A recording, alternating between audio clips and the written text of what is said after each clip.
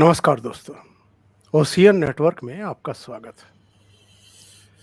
अभी जो कुछ हुआ, यानी चंद्रमा की सतह पर जो हमारा चंद्रयान-3 उसकी सॉफ्ट लैंडिंग हुई, उसके बाद दुनिया का शायद ही कोई ऐसा देश बचा हो, जिसके मीडिया हाउसेज़ में इसकी चर्चा ना हुई हो, इस पर डिबेट ना हुई हो और भारत की प्रशस्ति ना की गई हो।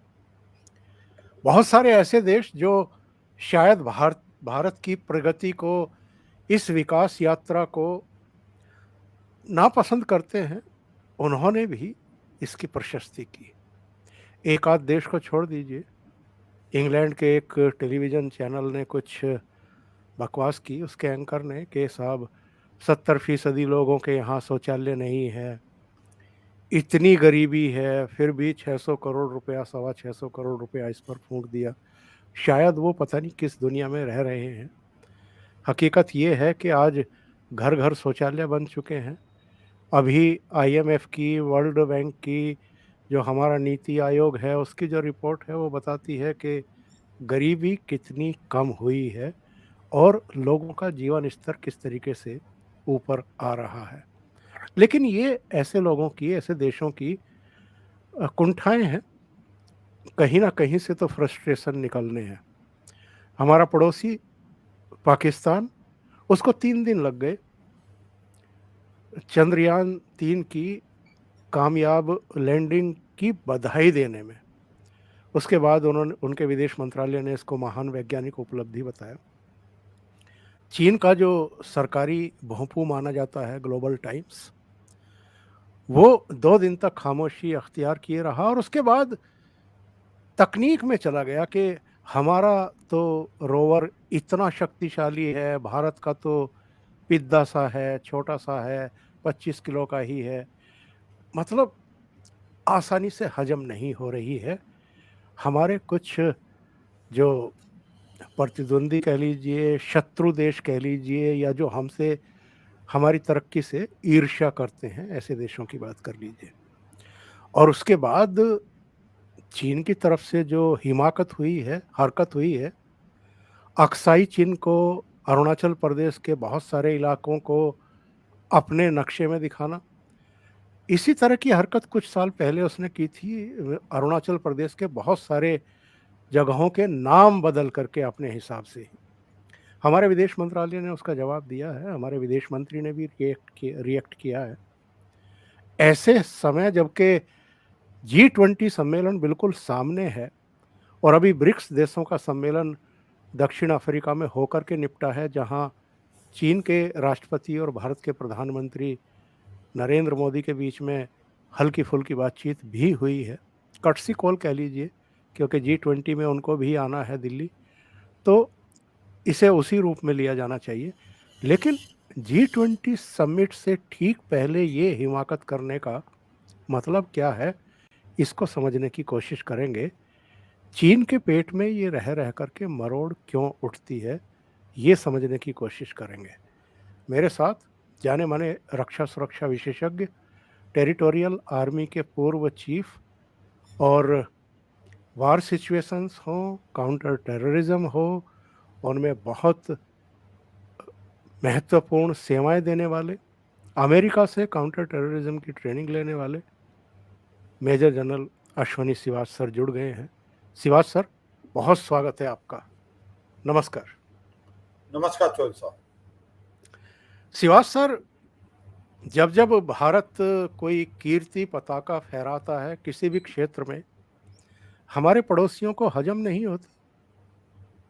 हाँ बिल्कुल, देखो चौधरी साहब, इसमें कोई शक नहीं कि अब अगर आप चाइना की बात कर रहे हैं, इसमें कोई नहीं। आज चाइना के हालात देखें, उनका inflation rate one of the highest है जो इनका अभी तक हुआ नहीं। अनएम्प्लॉयमेंट की जो रेंज बहुत बढ़ गई है, इकोनॉमी अच्छा नहीं कर रही, डीकपलिंग हो रही है सप्लाई चेन की, स्पेशली आपका ये माइक्रोचिप्स और सेमीकंडक्टर हैं। उसके बाद काफ़ी सप्लाई चेन वहाँ से मूव कर गई हैं, जो कि इंडोनेशिया, वियतनाम, भारत में आ रही है। और ऐसे में एक रिसेशन का माहौल पैदा हो रखा है चीन के अंदर। और चीन के अंदर आज शी जिनपिंग जो अपने आप को इतना समझते थे जो कंट्रोल में सिचुएशन, वो ऐसा लगता नहीं। और यही सच्चाई है कि आज उनको जब से भारत का चंद्रयान-3 जो कि साउथ पोल में मून पे लैंड किया है, उसको ऐसा लगता है चीन और पाकिस्तान के ऊपर सांप लौट गया। वो कैसे किस हिसाब से भारत की प्रेज करें। और ये एक ऐसी जगह है, चंद्रयान-3 की बात बताने पहले, कि यहाँ पर पहला देश है जो कि साउथ पोल में किया है, और हमारा साथ ही बिल्कुल नजदीक जो रूस ने एक प्रकार कोशिश की। दुख की बात है वो कोशिश सक्सेसफुल नहीं हुई, मगर वो जाहिर करता दर्शाता है कि भारत का अब साइंटिफिक रिसर्च और स्पेशली एयर स्पेस में कहाँ पहुंच गया। तो ये सच्चाई है कि जो अब चीन ने जो हरकतें कर रहा है, वो चीन की पुरानी आदत है, कोई नई तो है नहीं। कि इसने जिस प्रकार से ये एक मैप अभी ऑफिशियल मैप 2023 के नाम पे निकाला है, ये पहले भी करता रहा है। और यही नहीं कि भारत के अरुणाचल प्रदेश को वो अपना साउथ तिब्बत बताता है, अक्साई चीन को अपना इलाका बताता है, और इसके साथ साथ जो कि उसने ताइवान को भी अपना हिस्सा बताया है। साउथ चाइना सी के अंदर 9 डैश लाइन को मद्देनजर रखते हुए उसने almost 70 to 80% exclusive economic zone अपने नाम किया है। तो ये ऐसे करने से कोई ग्राउंड पे सिचुएशन तो चेंज होने वाली नहीं, जैसे डॉक्टर एस जयशंकर ने बताया है, मगर ये दिखलाता है कि आज चीन की मंशा क्या है और चीन ये क्यों कर रहा है, इसकी वजह क्या है, ये हम और आप डिस्कस करेंगे जब आप आगे क्वेश्चन पूछते हैं। मगर चीन एक ऐसा देश है जो कि ऊपर आप विश्वास नहीं कर सकते। आप कभी ये नहीं कर सकते कि चीन के साथ रिलेशन इंप्रूव हो रहे हैं। चीन आपको कभी भी धोखा दे सकता है। चौधरी साहब। शिवाज सर, अगला सवाल मेरा है भी यही कि चीन ये हरकतें आखिर करता क्यों है, उसको इसका फायदा क्या है? क्योंकि जिस तरह के हमारे उसके साथ व्यापारिक रिश्ते रहे हैं और जितना बड़े पैमाने पर हम चीन से आयात करते रहे हैं, गलवान घाटी में जो कुछ हुआ है, पूर्वी लद्दाख में जो हुआ, उससे पहले 2017 में डोकलाम में जो हुआ, उससे तो चीन ने कुछ खोया ही होगा, पाया क्या है? हाँ, बात तो आपकी ठीक है। देखो सच्चाई है कि भारत और चीन का ट्रेड बढ़ा नहीं है, कम नहीं हुआ है 2017 के बाद भी, जबकि डोकलम हुआ। और चीन का अगर आप देखें इंपोर्ट भारत ऑलमोस्ट 2/3 कर रहा है, और एटलीस्ट 40% के करीब ज़्यादा है, जिसमें जो चीन है वो ज़्यादा एक्सपोर्ट करता भारत में, और जो ट्रेड डेफिसिट है और वो बढ़ता ही गया है। वो अलग बात है, भारत ने कुछ एक उसके ऐप्स को बैन किया 200 से ज़्यादा, क्योंकि हम दोनों WTO के मेंबर हैं, तो इतनी जल्दी ट्रेड कम नहीं कर सकते। मगर मुझे लगता है आने वाले समय में अगर चीन ने की हरकतें ऐसी रही तो शायद भारत को इसके बारे में सोचना पड़ेगा।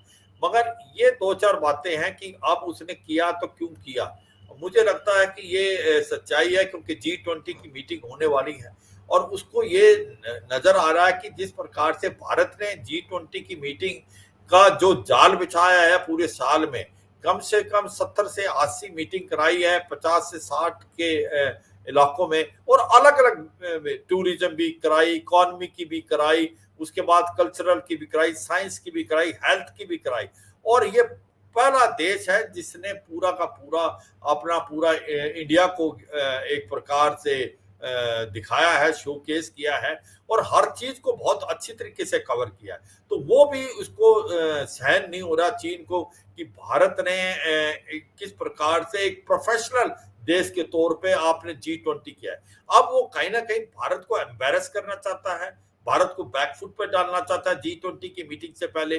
मुझे लगता है ऐसा ही कुछ उसके इरादे हो सकते हैं। और इसके साथ साथ वो कहीं, जब उसको पता है अमेरिका भी वहां पर होगा और बाकी जो डेवलप्ड कंट्री जो G7 हैं वो भी होंगे, क्योंकि G20 के मेंबर हैं, तो वहां कहीं ना कहीं एशियन कंट्री भी होंगे, जिस प्रकार से इंडोनेशिया वगैरह है।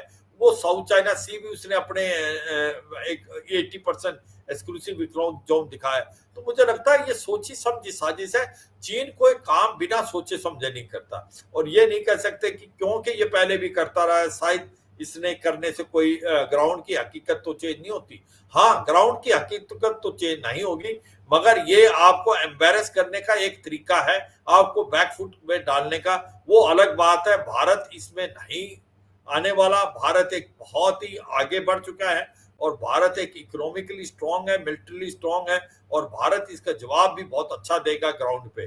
चौधरी साहब, श्रीवास साहब, मैं खबर पढ़ रहा हूँ इसरो ने ये जारी की है और बहुत बड़ी कामयाबी, पहली का बड़ी कामयाबी तो यही है कि जिस दक्षिण ध्रुव पर आज तक कोई देश उतर ही नहीं पाया, यानी अमेरिका, रूस और चीन जो हमसे पहले चंद्रमा के तल पर उतरे हैं, वो दक्षिण ध्रुव पर तो उतर ही नहीं पाए। और ये जो हमारा मिशन है, ये एक्चुअल में बहुत विशेषता लिए हुए है कि दक्षिण ध्रुव पर बहुत सारी चीज़ें मिल सकती हैं। और आज जो जानकारी दी है इसरो ने, उसका कहना ये है कि चंद्रमा पर प्रज्ञान रोवर ने ऑक्सीजन ढूंढ ली है। इसके अलावा aluminium, calcium, iron, chromium, titanium, ये सब भी वहाँ पर ढूंढ लिया है। और चंद्रमा की जो सरफेस है उस पे जिस तरीके से मैग्नीज, सिलिकॉन और ऑक्सीजन ढूंढी है और हाइड्रोजन की अभी भी वो खोज कर रहा है, ये तो बहुत बड़ी खबर है दुनिया के लिए। और शायद ये जो कामयाबी है भारत की, यही ये जो ईर्ष्या का भाव है, ये जो जलन का भाव है, ये पैदा करता है। 100% बिल्कुल सच बोला आपने। ये सच्चाई है कि जो साउथ पोल का हिस्सा है चीन मून का, उसके अंदर कुछ एक खसूसियत है। एक तो वो इलाका सूरज की रोशनी ज़्यादा नहीं पड़ती, उसके अंदर -300 से 400 टेम्परेचर है और बहुत बड़े-बड़े क्रेटर्स हैं वहाँ पर 3 किलोमीटर डूंगे। और वहाँ पर ये भी सच्चाई है कि वाटर कंडेंस फॉर्म में होने के चांसेस बहुत थे, क्योंकि चंद्रयान 1 ने भी उसको देखा था। अभी तक चंद्रयान 3 मेरे को लगता है उसकी एक्सप्लोरेशन कर रहा है, क्योंकि अगर वो पानी मिलता है जिसके अंदर H2O है, हाइड्रोजन भी मिलेगी, उसके अंदर ऑक्सीजन भी मिलेगी और उसके चांसेस बहुत ज़्यादा हैं। ऑक्सीजन जब मिली है, तो वाक़ई कहीं न कहीं जी, जी, जो अपनी बात पूरी करिए। हाँ, क्योंकि अगर ये वहाँ पर हाइड्रोजन ऑक्सीजन मिली है, तो मुझे लगता है पानी भी मिलेगा, H2O का होना बहुत ज़रूरी है। और सच्चाई ये है कि अगर आप देखें, जिस प्रकार से वहाँ पर ये सोचा गया था, ये मिनरल्स, क्योंकि -300 -400 तक टेम्परेचर पहुँचता है, तो ये मिनरल्स के होने के ज़्यादा चांसेस हैं, जो चाहे आपके सिलिकॉन भी है, आपका आपका एक कॉपर भी है, जिंक भी है और आपका यूरेनियम भी हो सकता है, ये भी सोचा गया था। क्योंकि वहाँ पर सबसे इम्पोर्टेंट चीज़ ये है, क्योंकि वो बहुत ही ज़्यादा एक प्रकार से चैलेंजिंग था वहाँ पर लैंड करना, और वहाँ पर ये भी सुनने में आया कि जो ग्रेविटी है वो भी डिफर करती है। तो ये बहुत बड़ा चैलेंज था और वो वहाँ पर स्मूथ ग्राउंड नहीं है, वहाँ पर लैंड करना बहुत ही मुश्किल था और भारत ने किया। मगर एक्सप्लोरेशन पॉइंट ऑफ व्यू के लिए उससे अच्छा इलाका कोई नहीं हो सकता। आप जो भी खोज करेंगे एक प्रकार माइलस्टोन होगा। ये खोज ये बार-बार भारत ने बताया कि ये भारत की नहीं खोज, ये ह्यूमैनिटी की खोज है। देखो, जैसे नील आर्मस्ट्रांग पहुंचा था 1969 में, पहला ह्यूमन बीइंग था जब वो मून की सतह पे उतरा था अपोलो 11 पे, तो उसने बोला था it is a small step for man but it's a leap forward for humankind. तो ये सच्चाई है, ये एक छोटा एक प्रकार से स्टेप है एक इंसान के लिए, पर इंसानियत के लिए एक बहुत बड़ी लीप है। और इसी प्रकार से भारत का नजरिया रहा है। भारत ने कहा कि हम वहां इसलिए गए हैं कि वहां पर बहुत कुछ मिल सकता है। आगे अगर एक्सप्लोरेशन करनी है आपने, आगे आपने स्पेस के लिए मार्स में जाना है, तो वहां का इस्तेमाल एक स्टेजिंग कैंप भी बन सकता है। ऑक्सीजन, हाइड्रोजन मिलने के बाद हम फ्यूल भी बना सकते हैं और मुझे लगता है उसी के तहत काम कर रहे हैं। और ये जो प्रशंसा होनी चाहिए जिसको नासा कर रहा है, यूरोप के सारे हैं, कहीं ना कहीं चीन ऐसा लग रहा है उसको बहुत ही मुश्किल है डाइजेस्ट करना भारत की इस सफलता का। पाकिस्तान को तो वैसे कोई पूछता नहीं है, पाकिस्तान की तो कोई अहमियत नहीं है, मगर चीन जो एक हमारा चैलेंजर है, कंपटीटर है, अब वो भी बहुत पीछे रह गया है, क्योंकि वो तो कभी उसने तो ट्राई ही नहीं किया साउथ पोल में, ये बहुत मुश्किल है। देखो रूस ने ट्राई किया, और रूस एक ऐसा देश है जिसका सबसे पहले ह्यूमन बीइंग को उसने स्पेस पे उतारा था, और फिर वुमेन को भी सबसे पहले उतारा स्पेस पे, और आज उसका लूनर 25 फेल हो गया क्योंकि चैलेंज है, और आज वहीं पर भारत सक्सेसफुल है। तो क्या दिखलाता है कि भारत बहुत आगे पहुंच गया स्पेस एक्सप्लोरेशन में। इसरो ने वो करके दिखाया जो कि हम सपने में नहीं सोचते थे। तो ये सच्चाई है। चीन कैसे कहे कि भारत हमसे आगे निकल गया, तो ये सच्चाई है। चीन को धक्का लगा है, और चीन जो है ये जो हरकतें कर रहा है G20 की मीटिंग से, और मैं ये बार बार इसलिए बता रहा हूँ, G20 बहुत देशों ने किया, हमारे से पहले इंडोनेशिया ने किया, बाली में था, मगर ऐसा किसी ने नहीं किया जब पूरा देश के अंदर आप 50 से 60 मीटिंग करते हो, हर पहलू को आपने देखा, क्लाइमेट को भी, हेल्थ को भी, टेक्नोलॉजी को भी, साइंस को भी देखा आपने, और आप एक ऐसी कर रहे हो कि आज आप जो ग्लोबल साउथ की वॉइस बन के निकले, आप ग्लोबल साउथ की आवाज हो। आज आपने अफ्रीकन यूनियन को भी इनवाइट किया एज ए स्पेशल इनवाइटी। तो ये सच्चाई है, कहीं ना कहीं चीन से ये डाइजेस्ट नहीं हो रहा भारत देश की तरक्की, और इसीलिए वो G20 की मीटिंग से पहले इस समय जो जो जो छोटापन है उसका एहसास करा रहा है कि कैसा छोटापन है चीन, और वो किसी हद तक जा सकता है। इसलिए मैं कहता हूं कि चीन पे कभी भरोसा मत करो, किसी और पे, दुश्मन पे भरोसा कर सकते हो, मगर चीन पे भरोसा करना बहुत खतरा हो सकता है। चौधरी साहब। श्रीवास साहब, भारत विश्व की 5 बड़ी अर्थव्यवस्थाओं में शामिल हुआ। ब्रिटेन को पीछे धकेल करके हम 5वें स्थान पर आए। प्रधानमंत्री नरेंद्र मोदी ऑलरेडी 2047 तक भारत को विकसित देशों की पांत में खड़ा करने का अपना संकल्प व्यक्त कर चुके हैं। उसके लिए सबका उन्होंने आह्वान भी किया है कि सबके प्रयासों से ये होगा।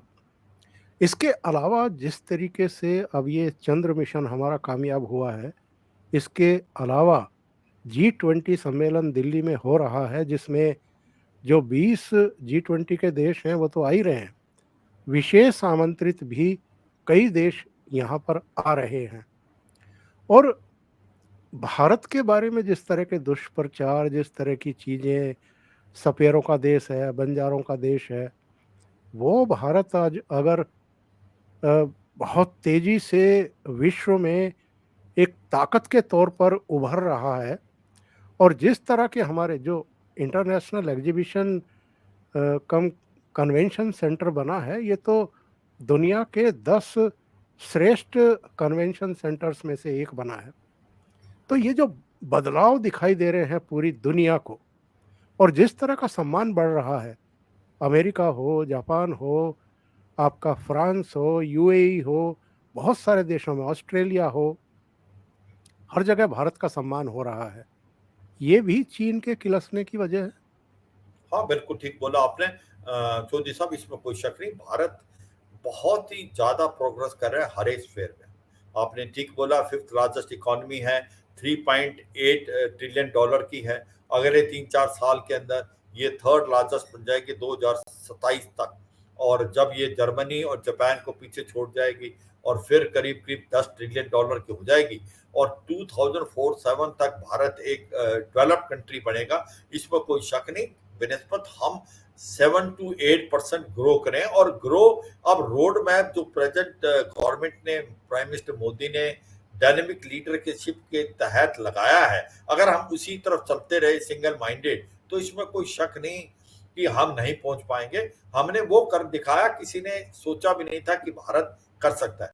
और भारत की जो डेवलपमेंट है वो 360 डिग्री है। ये डेवलपमेंट कोई एक ही डेवलपमेंट नहीं है। हमारी जो है कंज्यूमर मार्केट भी है, हमारी जो सर्विस भी है, हमारी अब डिफेंस का इक्विपमेंट भी खुद बनाने लगे।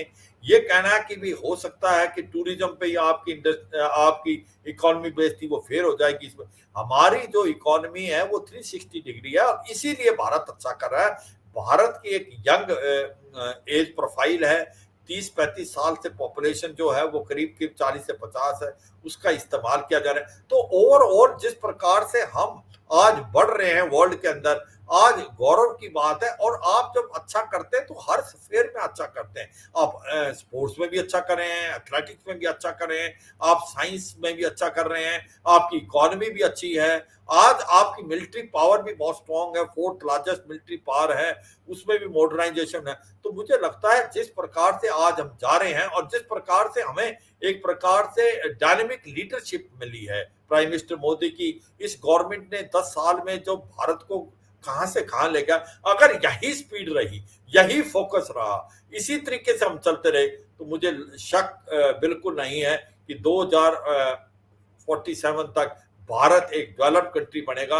आज से 20-25 साल पहले सोच भी नहीं सकता था कि भारत जैसा देश एक एयरक्राफ्ट कैरियर बना सकता है। आज हमने वो करके दिखाया। किसी ने सोच भी नहीं सकता था कि भारत एक चंद्रयान 3 जैसा स्पेस में मिशन भेज सकता है, वो भी उस इलाके में जो दूसरे देशों ने वेंचर नहीं किया, वो भारत ने कर दिखाया। तो भारत अब बहुत कुछ ऐसी चीजें करेगा जो संसार में किसी ने नहीं की। और ये नासा ने देखो एक प्रकार से इसको एक्सेप्ट किया है कि हम सीखेंगे जो इसरो ने किया, और हम इनके साथ पार्टनरशिप कर सकते हैं। तो ये है आज की तारीख में भारतवर्ष का असली चेहरा, कि भारतवर्ष जो डेवलपमेंट है वो ऑल राउंड डेवलपमेंट है। इसीलिए ये डेवलपमेंट जो है ये बहुत सक्रिय है। चौधरी साहब, बहुत बहुत धन्यवाद शिवाज सर, आपने ओशियन नेटवर्क के लिए इतना महत्वपूर्ण समय निकाला अपना, और कई अहम विषयों पर आपने अपने विचार रखे।